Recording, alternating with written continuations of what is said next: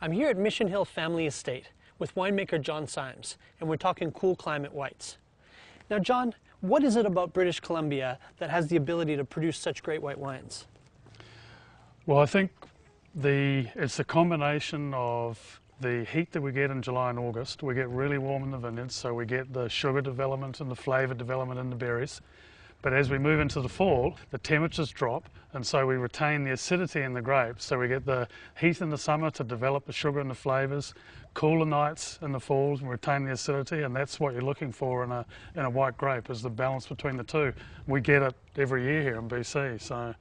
Now, there are a few who may argue that BC isn't even truly cool climate when you compare it to, say, Champagne or New Zealand. What are your thoughts on that? Yeah, I agree. In fact, one of the things that I say to people is British Columbia is a short, warm climate. Before I came to British Columbia, my winemaking career was in Marlborough, New Zealand.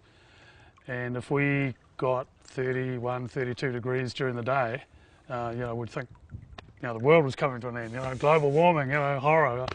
Well, here in BC, if we don't get into the low 40s in July and August, that would be unusual, right?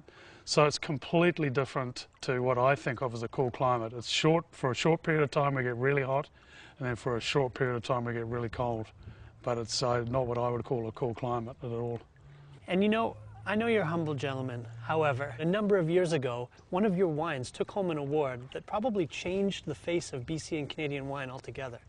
Well, we were very fortunate. We won the trophy for the best Chardonnay in the world in 1994, and I think it was the first really big award that a Canadian wine had won, or a British Columbia wine anyway. It gave the people in the industry a lot of confidence to go and invest and plant more vineyards and buy more barrels. All of a sudden in British Columbia had a wine that was deemed to be a fantastic wine. So yeah, it was a big milestone for us and for the valley. It's got to be exciting, being such a young industry, to be a part of so many firsts.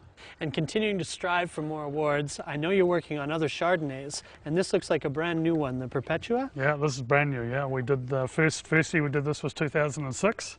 It's all from a vineyard we planted in 1996 in the Soyuz. 3 different clones of Chardonnay right down on the US border, partially barrel fermented, and we should have a taste. Give this one a try. Beautiful color. Yeah. Fabulous Granny Smith apple with a little bit of hot buttered toast there.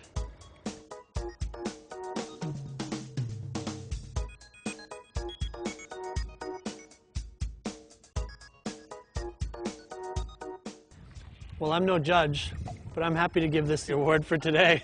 Cheers, John. Cheers. Great job. Thank you.